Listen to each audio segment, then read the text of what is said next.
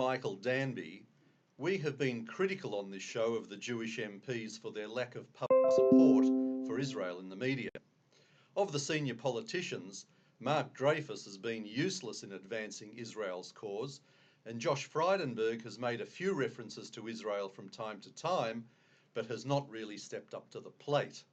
That was until last week when he came out strongly in defence of the current government's decision to review relocating the Australian embassy in Israel from Tel Aviv to Jerusalem, which is of course Israel's capital city.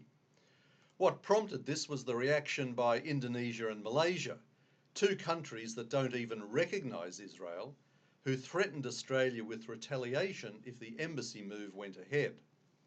Apparently, Indonesia is stalling on signing a trade deal with Australia for this reason, which is interesting, as I wasn't under the impression that we outsourced our foreign affairs policy to neighbouring countries. The anti-Semitic Prime Minister of Malaysia said that we could expect retaliatory terrorist attacks by defying the demands of Muslims. Charming stuff.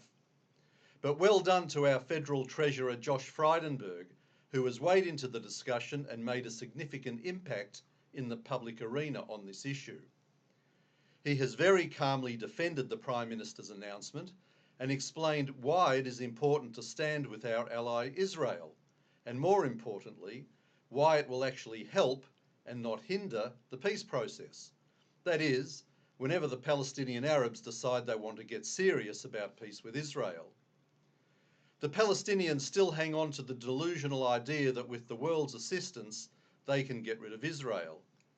Last Shabbat, Josh Frydenberg spoke at Caulfield Shul, where he is a member, and in his speech made the point that by moving our embassy to Jerusalem, they will receive the very strong message that this is never going to happen.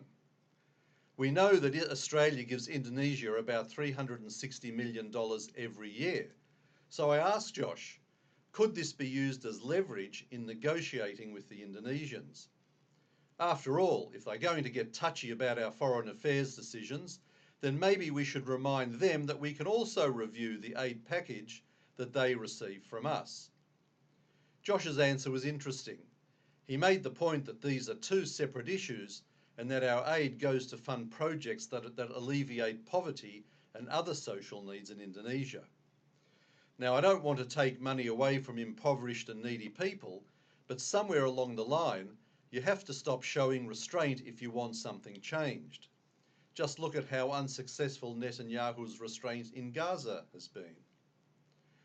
With the current discussion on the embassy issue, it was also interesting to see how all the nervous Israel haters reacted.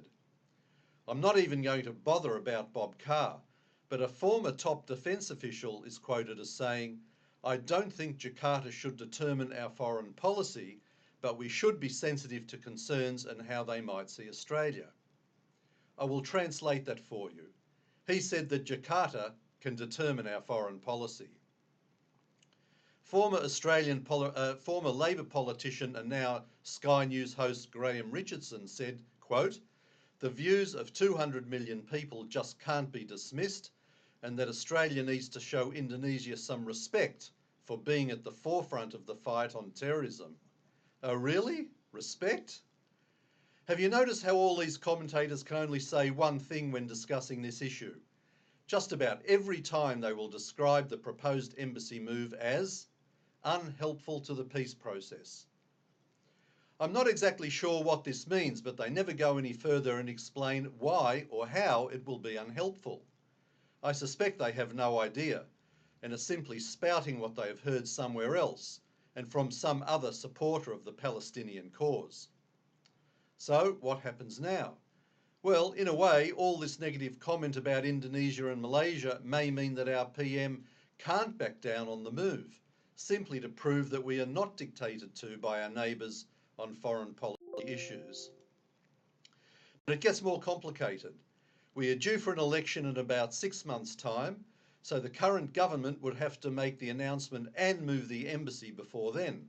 Otherwise, the next government, which is likely to be Labor, will simply reverse the decision. I'm not sure that any government bureaucracy can move that quickly.